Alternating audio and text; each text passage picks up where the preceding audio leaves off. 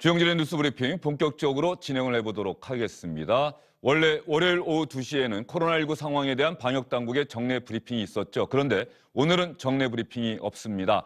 오늘 오후에는 청와대에서 특별 방역 점검 회의가 열립니다. 이 회의가 끝난 뒤에 아마도 백신 수급 계획과 관련한 방역당국의 브리핑이 오후 5시쯤 있지 않을까 생각됩니다. 정치권 소식 여러분께 전해드리도록 하겠습니다. 문재인 대통령이 오늘 오전 11시쯤 민주당 집권당의 새로운 당대표가 된 송영길 대표와 전화 통화를 했습니다. 송영길 대표가 화합적인 분이니만큼 앞으로도 잘해 나갈 것으로 믿는다 이렇게 이야기를 했고요. 무엇보다 부동산 문제, 백신 문제가 급선무다. 당청 간의 조율을 잘 해서 해결책을 찾아주기 바란다 이렇게 당부했습니다. 송영길 대표는 문재인 대통령에게 문재인 선거 캠프의 총괄선대본부장으로 문재인 정부를 탄생시킨 그 기억을 살려서 문재인 정부의 성공을 위해서 최선을 다하겠다 이런 취지로 대답했다고 민주당 대변인이 브리핑을 했습니다.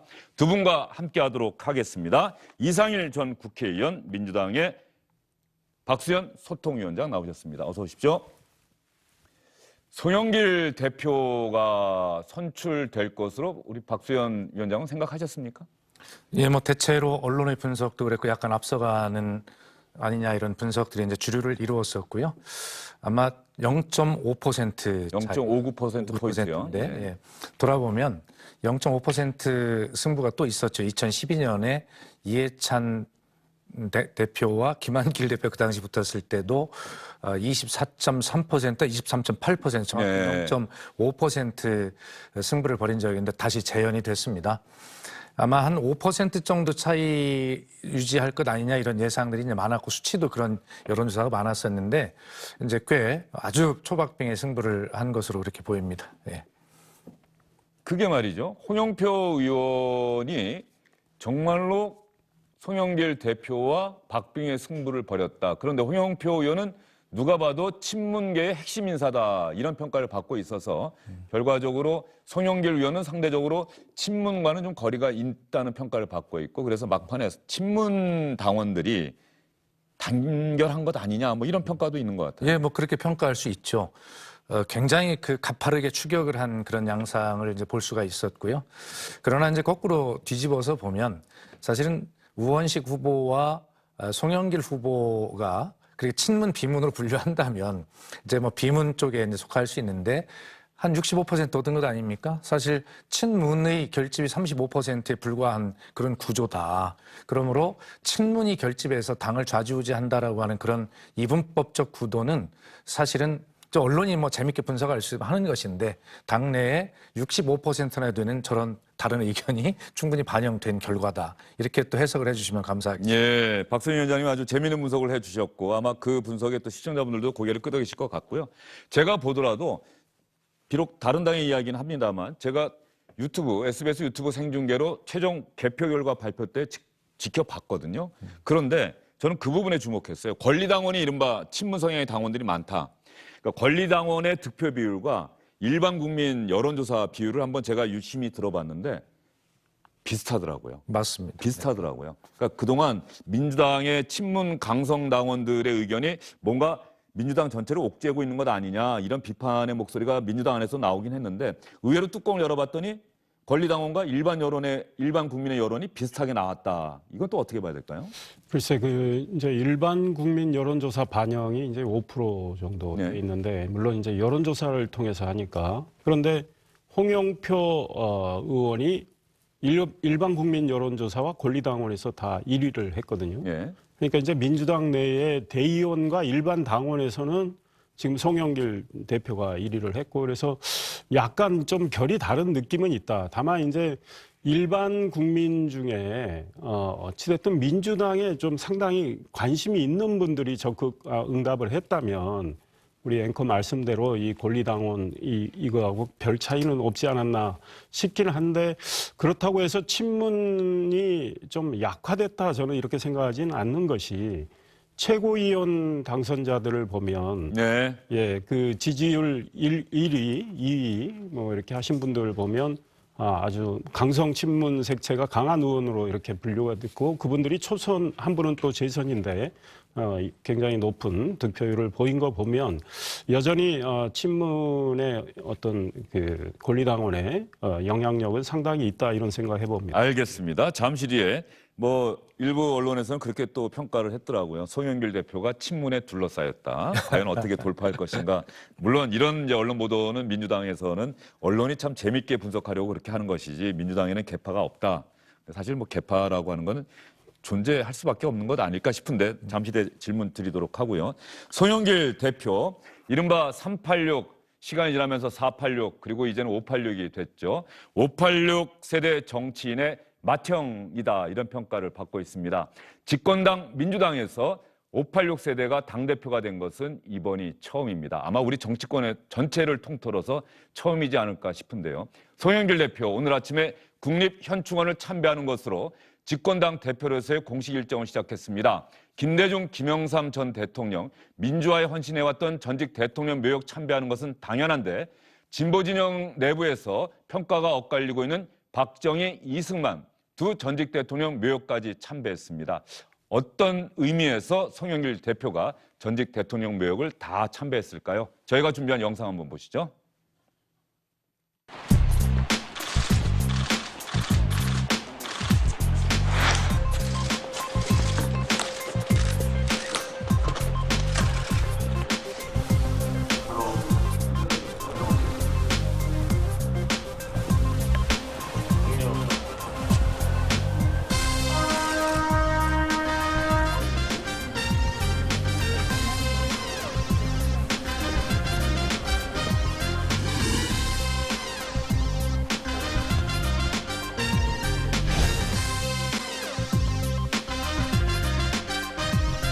또 국민은 나라의 근본이니 근본이 튼튼해야 나라가 번영한다.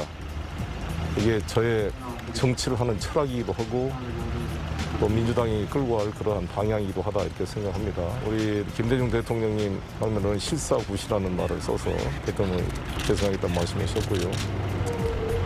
그다음에 김영삼 대통령 때 가서는 군정종식 하나의 해체를 한 그 업적은 깊이 평가받을 일이다. 그래서 그 점을 제가 방명록에 명시를 했습니다. 박정희 대통령께서 자주국방, 미사일 개발 사업들을 선도해서 공업 입국을 해오신 그 점을 기억한다는 말씀을 드렸고, 이승만 대통령님 묘소에서는 대한민국 임시 정부와 48년 대한민국 정부 수립에 기여하신 공로를 기억한다는 말씀을 드렸습니다.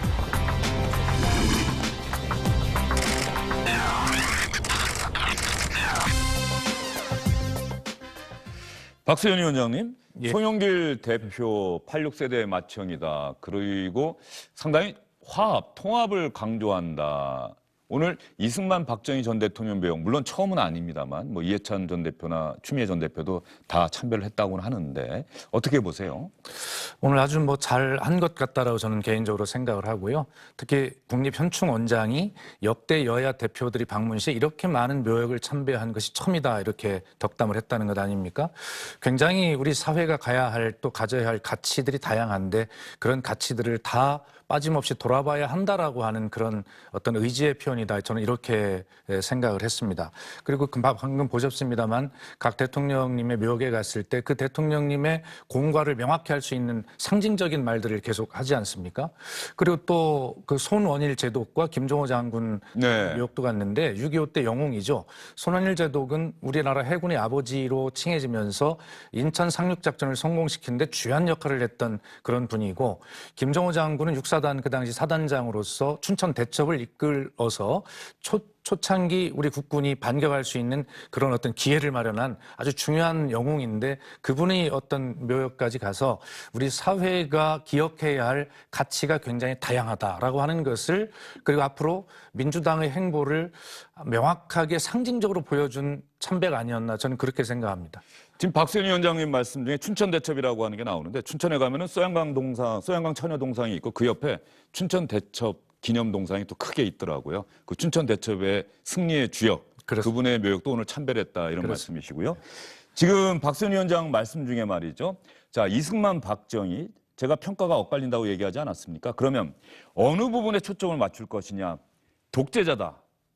그리고 기본적으로 그래서 부하의 총탄에 맞고 세상을 떠났다거나 아니면은 국민들의 항거에 의해서 대한민국에서 쫓겨났다거나 이런 평가를 우선한다고 한다면 그 묘역을 참배할 수 없는 것이고, 그래도 대한민국의 전직 대통령이고 대한민국 초석을 쌓았다, 경제 발전을 이루었다, 이런 점에 또 초점을 맞추면 묘역에 참배할 수 있는 건데 말이죠. 그동안 민주당에서는 이런저런 논란이 끊이질 않았단 말이죠. 이상일 전 의원은 어떻게 생각하세요? 일단 그 송영길 대표가 전직 대통령 묘역에 다 참배하는 것 평가할 만하다. 그리고 전직 대통령들이 다 공과가 있는데 공을 중심으로 말씀을 하고 기억을 하겠다.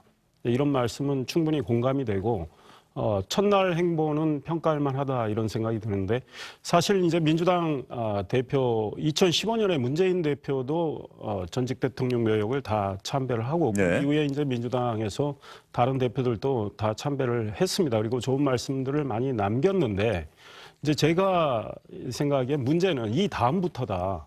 그러니까 첫날의 초심은 굉장히 좋다. 그런데 이제 그 다음부터 정말 국민 통합적 행보를 실천을 통해서 보여주시는 거, 이게 중요한데, 그런 면에서 문재인 대통령도 취임사에서 국민 통합을 강조하셨지만 지금 와서 평가를 하자면 사실은 저는 후한 점수를 드리기는 어려운데요. 지금 송영길 대표도 이런 첫날의 초심을 앞으로 잘 유지해 가면서 행동으로 이제 좀 더 보여주기를 바랍니다. 예, 그러면 송영길 대표가 전직 대통령 4명의 전직 대통령 묘역을 참배하면서 각각에 맞는 그 방명록 글을 썼어요. 어떤 내용인지 한번 살펴보도록 하겠습니다. 송영길 민주당 대표, 이거는 이제 현충원 참배하면서 현충원 그 입구에 놓여 있는 방명록에 글을 쓴 건데, 민유방본, 본고 방령. 국민은 나라의 근본이니 근본이 튼튼해야 나라가 번영합니다. 예, 국민을 존경하고 존중하고 국민의 뜻을 받들겠다는 이야기고요. 그 다음 방명록 보겠습니다. 맨 위에 글은 마찬가지로 쓰고요. 이것은 김대중 대통령 묘역을 참배했을 때 김대중 대통령님 정신을 계승해 나가겠습니다. 김영삼 전 대통령 묘역 참배했을 때는 또 어떤 글을 썼을까요? 대도무문, 김영삼 전 대통령을 상징하는 글이죠. 큰 길 걸어가는데 문이 없다. 거침없이 걸어가겠다. 대통령님의 사자후를 기억합니다. 또 볼까요?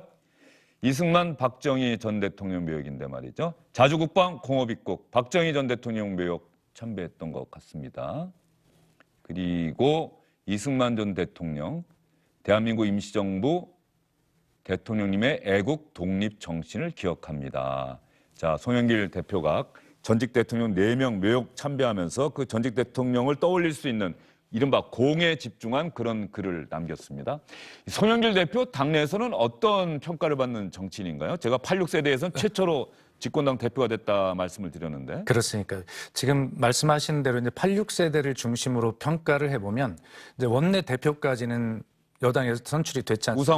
우상호, 네. 이인영. 또 윤호중 지금 대표도 대표고요. 마찬가지고요. 그런데 이제 그런 어떤 586, 86세대들이 당의 중간 허리 역할을 했는데 지도부로 본격적으로 나서기 시작한 게 이런 원내대표의 선출이 시작이거든요. 그런데 드디어 당 대표까지 됐단 말입니다. 이제 명실상부하게 586이 이 시대에 어떤 역할을 해야 되는가를 이제 책임져야 되는 책임자 위치에 쓴 것입니다. 아마 지금 20대, 30대는 이런 어떤 세대의 교체보다 시대 교체라고 하는 어떤 말들을 더 원하고 있을 겁니다. 그렇기 때문에 단순하게 586의 지도부 전면 등장이라고 하는 이 어떤 세대 교체보다도 이 어떤 이런 자리에 올랐을 때 과연 이 시대를 어떻게 교체해내는 역할을 해야 될 것인가를 아마 책임을 져야 되는 그런 책임의식으로 이제 바라봐야 되고요.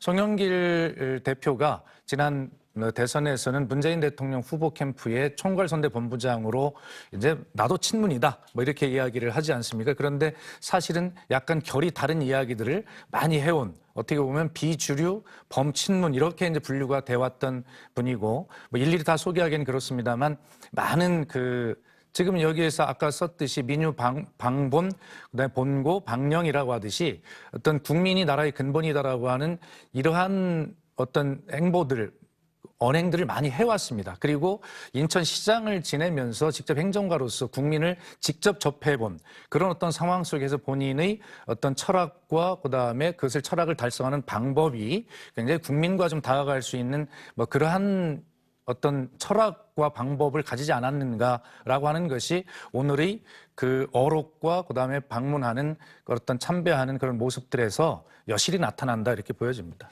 사실 86세대 그러면 여전히 많은 분들이 젊다 이렇게 생각할 수 있겠습니다만 조금 전에 송영길 대표 나이가 나왔습니다만 63년생으로 돼 있어요. 그러면 지금 나이가 거의 60에 가깝다는 얘기입니다. 우리 한국 나이로 59이라는 얘기인데 네. 말이죠. 결코 적은 나이가 아닌데 이제 59이 돼서 집권당의 대표가 처음 나왔어요.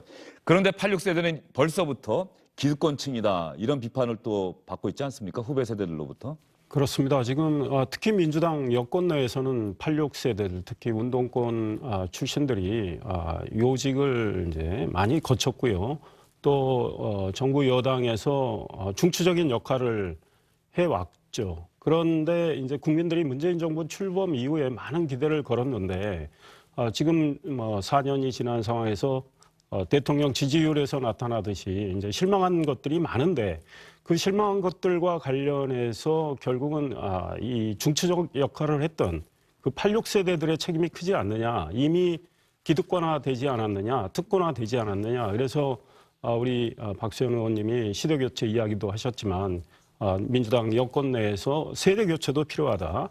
이런 이야기들까지 나왔기 때문에 앞으로 이제 송영길 대표가 86세대를 대표해서 민주당을 이끌게 됐고 내년 대선을 또 준비해야 하는 그런 입장에서 뭔가 그동안에 국민들이 이 안타깝게 느꼈던 것들, 정부 여당에 대해서 이 국정과 관련해서 이런 모습은 굉장히 국민 입장에서 실망을 했고 실패했다고 보는 이런 것들에 대해서 정말 국정 대전환을 하는 그런 견인하는 역할을 과연 할 수 있을까?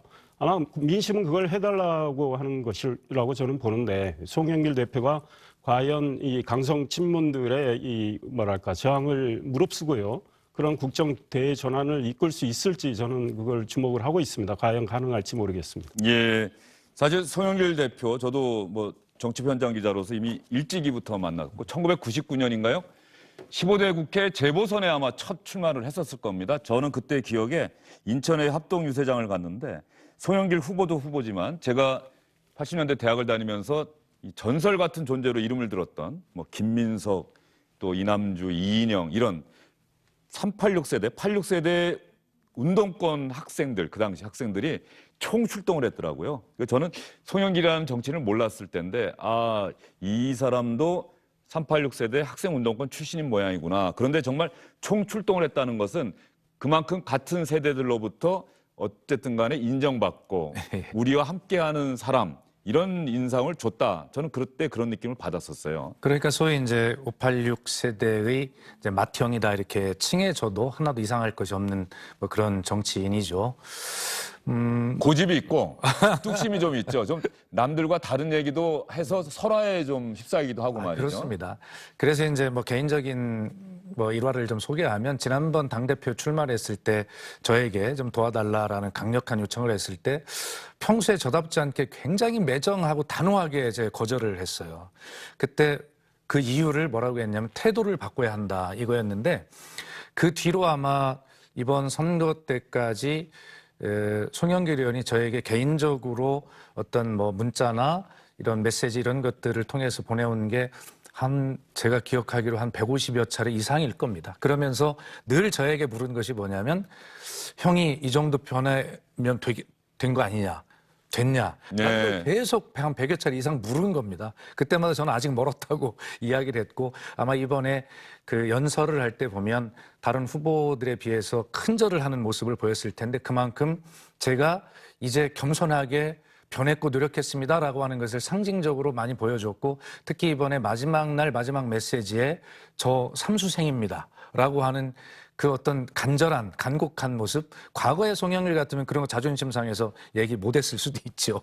근데 그런 아픔이 사람을 이런 변화로 이끌지 않았는가라고 하는 저는 개인적으로 그런 생각을 하고 있습니다. 자, 그러면 송영길 민주당 대표가 되고 나서 처음 강조했던 말이 무엇인지 저희가 한번 찾아봤습니다. 가장 강조한 말이 지금 아마도 민주당에 몸담고 있는 많은 분들이 동의할 것 같습니다. 언행일치, 말과 행동이 일치하는 그런 민주당을 만들겠습니다라고 강조했습니다. 민주당 변화해 나가겠습니다. 지금은 승리를 향한 변화를 위해 주저없이 전진해야 할 때입니다. 유능한 개혁, 언행일치의 민주당을 만들어 국민의 삶을 지켜내고 국민의 마음을 얻겠습니다. 그래서 4기 민주정부를 여는 311일의 대장정에서 승리합시다.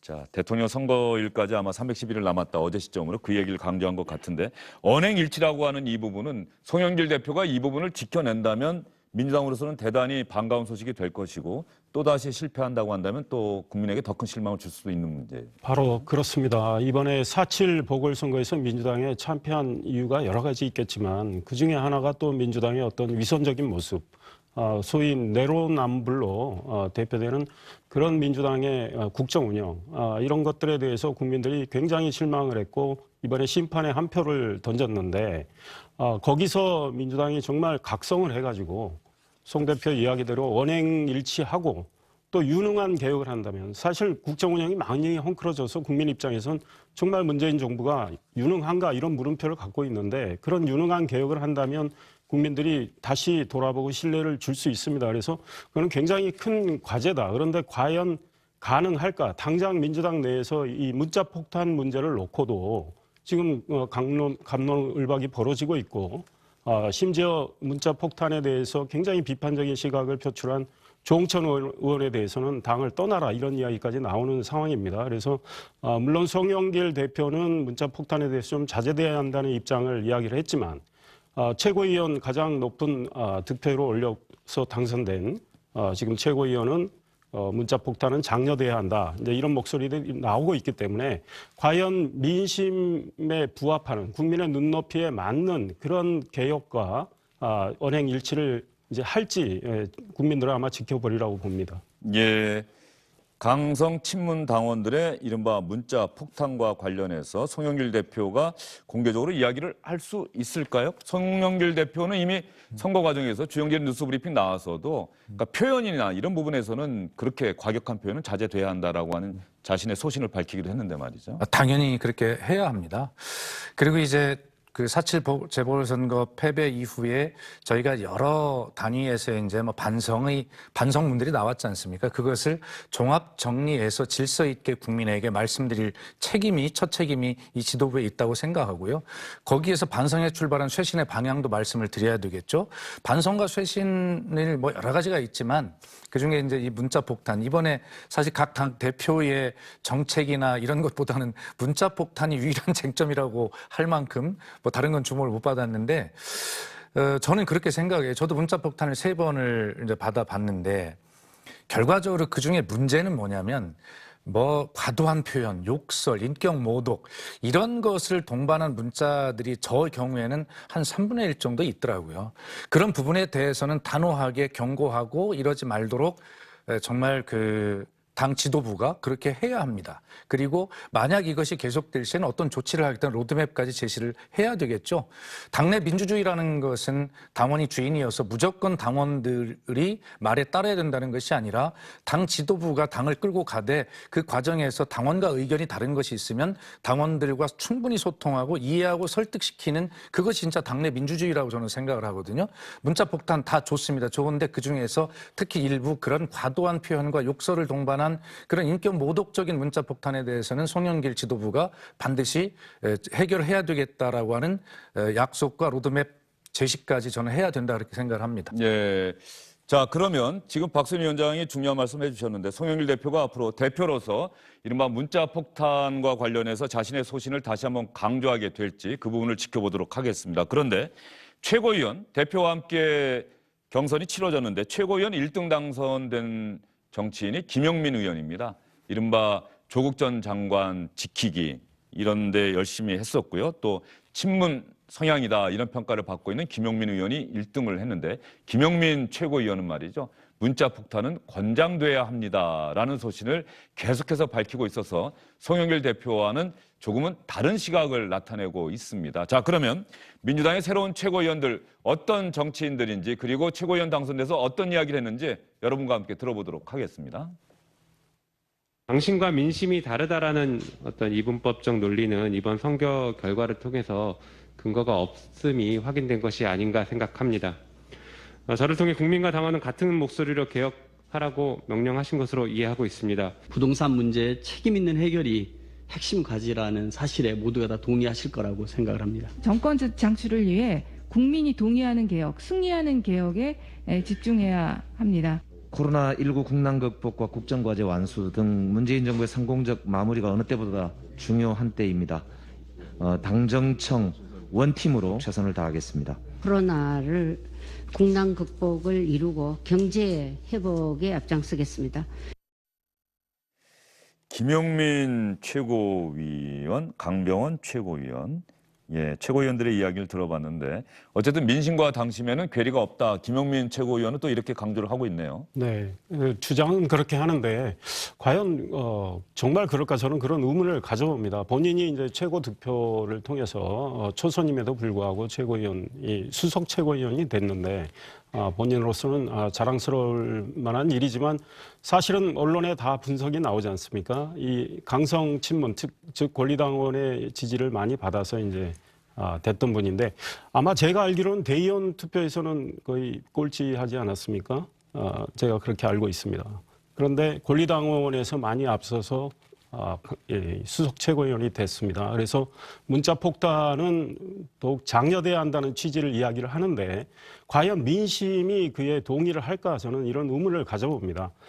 당원들이 적극적으로 상식적인 의사표시를 하는 건 충분히 장려돼야 되겠죠. 그러나 가족들까지 신상 털면서 정말 욕설을 하고 또 전화를 걸어서 욕설을 하고 이런 것들은 오히려 해당 행위에 해당한다. 저는 이런 생각을 합니다. 그런 장면들이 벌어질 때 바깥에 있는 국민들이 민주당을 어떻게 바라보는지 이런 것들을 민주당 안에 최고위원이 됐으면 그런 생각을 하셔야 된다. 우리 박수현 의원님 말씀 잘하셨지만 당 지도부가 설득의 리더십을 발휘를 해서 이 당원들의 잘못된 것들을 시정을 하고 또 당원들이 옳은 방향으로 가도록 견인하고 하는 것들이 지도부의 역할인데 오히려 그 강성 당원들 민주당 내에서 이 적극적으로 의사는 표시하지만 비중은 그다지 높지 않다는 이런 이야기도 있지만 그분들을 활용을 해서 본인의 정치적 입지를 강화하려는 태도는 썩 바람직하지 않다 저는 이렇게 생각하고 있습니다. 예, 김용민 최고위원이 대의원 투표에서는 꼴찌를 한 것으로 알고 있다. 네. 제가 확인해 봤더니 맞네요. 네. 대의원에서 12.42%로 김용민 최고위원이 꼴찌를 했어요. 7명 후보 가운데. 권리당원에서는 1등, 국민 여론조사도 1등. 어떤 면에서 보면 이 국민 여론조사라고 하는 것은 여론조사의 기본적인 한계일 수도 있겠습니다만 사실상 지지도와 인지도가 함께 가는 것 아닙니까? 그렇습니다. 하도 언론 보도에 많이 나오니까. 뭐 친문 김용민, 조국 김용민 이렇게 나오는 건 아니겠습니까? 예. 아마 이제 김용민 최고위원이 이제 본인이 강성 친문이 1등했다라고 하는 비판을 잘 또 알아듣고 활동을 통해서 결과를 통해서 어떤 역할을 통해서 이제 뭐 평가를 받아야 되겠죠. 그러나 제가 김용민 의원을 위해서 한 말씀 드린다면 김용민 의원은 강성 친문 뭐 이런 지지보다는 결과적으로 초선 그 많은 초선 의원들이 추대 형식으로 대표로 나온 분입니다. 그렇기 때문에 그 많은 지지를 받고 사실은 저는 이거밖에 안 나왔나라고 생각을 처음에 했어요. 더 나올 거라고 생각했고 네. 그렇다면 당연히 언론에서는 강성 친문이 뭐 압도적 1위 했다 이렇게 되겠지라고 했는데 오히려 보면 제 생각보다는 좀 덜 나왔어요. 그래서 그런 이상일 의원님 같은 이제 분석도 있지만 그러나 그 많은 초선 의원들의 대표격 대신격으로 나왔기 때문에 아마 1등 상위 입상이 충분히 예견이 됐던 부분입니다. 아마 어떤 평가든 간에 예상에 기인한 비판이나 평가보다는 결과를 가지고 좋은 평가를 받기를 저는 바랍니다. 예. 어쨌든 민주당은 86세대를 당대표로 선출을 했고 최고위원도 거의 초재선, 예전 같으면 3선, 4선 중진 의원들이 각 당의 지도부를 구성했는데 이제 민주당은 완전히 달라졌어요. 초선 재선 그룹이 지도부를 구성하고 있는데 국민의힘에서도 과연 이런 일이 가능하겠습니까? 국민의힘은 좀 다른 것 같습니다. 국민의힘 선출 방식도 좀 다르고요. 민주당은 권리당원의 비중이 굉장히 높지 않습니까? 40%, 그다음 또 대의원 45% 이렇게 하는데 이제 국민의힘은 당원 전체가 70%의 이제 이 포션으로 반영이 되고 일반 여론조사가 30%거든요. 네. 그래서 이제 아무래도 국민의힘 경우는 좀 의정 활동에 있어서 좀 경력을 쌓은 분들, 또 지명도가 전국적으로 좀 있는 분들, 이런 분들이 좀 우세한 상황인데요. 죄송한 물론 말씀입니다만 국민의힘- 혹시 올드보이들이 될 수밖에 없다 뭐 이런 말씀이십니까? 아니요. 이제 현실적인 이야기를 네. 합니다. 사실은 이제 올드보이라고 하면 어감은 굉장히 안 좋지만 또 경륜을 쌓은 분들이 그 의정 활동을 바탕으로 해서 충분히 국민의힘을 잘 이끌 수도 있다는 측면도 있죠. 그런데 국민의힘 내에서도 초선들이 좀 역할을 해보자. 그래서 김웅 의원 같은 경우. 네, 그렇습니다. 그래서 초선에 대한 기대를 또 거는 분들도 있고 김웅 의원 같은 분들은 어느 정도 또 지명도도 있기 때문에 아마 상당한 득표력을 발휘할 수도 있겠다 이런 생각을 하는데 이제 민주당과 좀 다른 것이 민주당에서 저희들이 이제 문자폭탄 이야기도 했고 친문 강성 지지층 이야기도 했지만 이제 국민의힘은 상대적으로 그런 모습들이 덜 표출이 되고 있거든요. 그러니까 소위 말해서 민주당 내에서 꼬리가 몸통을 흔든다는 지적이 나올 정도로 친문 강성 지지층의 어떤 문자 폭탄의 이 위축된 모습들을 의원들이 보이고 있는데 국민의힘 내에서는 그런 모습의 이 당원들은 별로 없거든요. 그래서 당원들이 문자는 보내긴 하지만 그것들이 의원들의 어떤 활동을 위축시킬 정도는 아니기 때문에 좀 풍토가 좀 다른 상황이 있다. 그래서 국민의힘의 경우는 아마 좀 선수가 좀 높은 분들이 유리해 보이고요. 민주당의 경우는 이 말씀만 드리면 조홍천 의원이 그런 지적을 했지 않습니까? 문자 폭탄을 보내는 강성 지지층을 활용을 해서 소위 지도부에 입성하려는 분들이 벌써 여러 차례 있었고 이번에도 있다. 이런 이른바 조홍천 의원은 그런 법칙을 얘기했죠. 네, 성공을 한 거죠. 김영민 의원 같은 경우. 알겠습니다. 국민의힘도 이제 아마도 전당대회가 열리는 분위기로 가고 있는 것 같은데 과연 국민의힘의 당대표는 누가 될지, 지도부는 어떤 사람들로 구성이 될지, 과연 국민의힘이 변화한다는 인식을 사람들에게 심어줄 수 있을지 그 부분도 주영진 뉴스 브리핑에서 관심을 갖고 지켜보도록 하겠습니다. 송영길 당대표 그리고 국민의힘에서는 김기현 원내대표가 새로 선출이 됐죠. 이철희 정무수석 되자마자 상당히 바쁩니다. 또 국회를 찾아서 송영길 대표, 김기현 원내대표 찾아서 인사했습니다. 송영길 대표와 김기현 원내대표를 찾은 이철희 정무수석의 이야기입니다.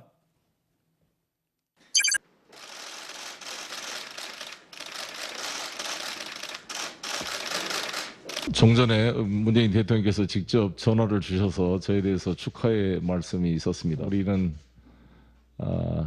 당정청 같은 원팀으로 우리 국민의 삶과 대한민국을 무한 책임진다는 자세로 긴밀히 소통하고 함께 해나가겠다는 말씀을 드리겠습니다. 지금부터는 당이 주도하는 게 정상적이고 자연스러운 것이니까 충분히 소통하고 협의하고 다만 당정 갈등이 생기지 않도록 당정 간의 불협화음이나 갈등이 외부로 표출되면 국민들이 불안해하니까 그런 일이 생기지 않도록 정무수석이 항상 국회에 가서 살다시피 하면서 의견을 청취하고 잘 소통하는 역할을 하라고 말씀 주셨기 때문에 제가 부지런히 우리 송영길 대표님을 쫓아다니겠습니다. 야당의 입장에서 봤을 때 수용할 수 없는 것에 대해서는 저희들이 강력하고 확고한 입장에서 반대할 것이라는 말씀도 아울러 조금 참고해 주셨으면 좋겠습니다. 무엇보다도 지금 당장 국회 운영이 너무 일방적으로 되는 것 아닌가 하는 우려를 하고 있고 청와대에서도 그 점에 대해서 조금 역할과 조정적 무슨 액션 같은 것이 좀 더 있었으면 좋겠다. 야당 입장을 역지사지하면 이해 못할 바가 없습니다. 또 다 나라 잘 되라고 하는 지적이기 때문에 달게 받아야 된다고 생각하고요. 열심히 심부름해서 여야가 국정의 파트너십을 갖는데 기여할 수 있으면 저도 좋겠습니다. 미스터 쓴소리다고 이렇게 소문이 났는데 그만큼 아마 원칙이나 또 소신 철학 이런 부분들이 굉장히 합리적인 분이시다. 그렇게 저희들은 인식하고 있고요. 예전 정무수석하고는 조금 결이 다른 역할을 아마 하실 거라고 기대하고 있습니다. 이철희 정무수석이 민주당 송영길 대표, 국민의힘 김기현 원내대표 찾아서 인사한 이야기, 주고받은 인사말 여러분께 들려드렸습니다. 안녕하십니까, 주영진입니다. 더 많은 뉴스와 라이브 이벤트를 보고 싶으시다면 화면 오른쪽을 눌러서 구독해 주시기 바랍니다. 저희 SBS 앱을 다운로드 받으시면 뉴스 속보 알림도 받아보실 수 있습니다. 텔레비전으로도 SBS 뉴스, 유튜브로도 SBS 뉴스 잊지 마시기 바랍니다.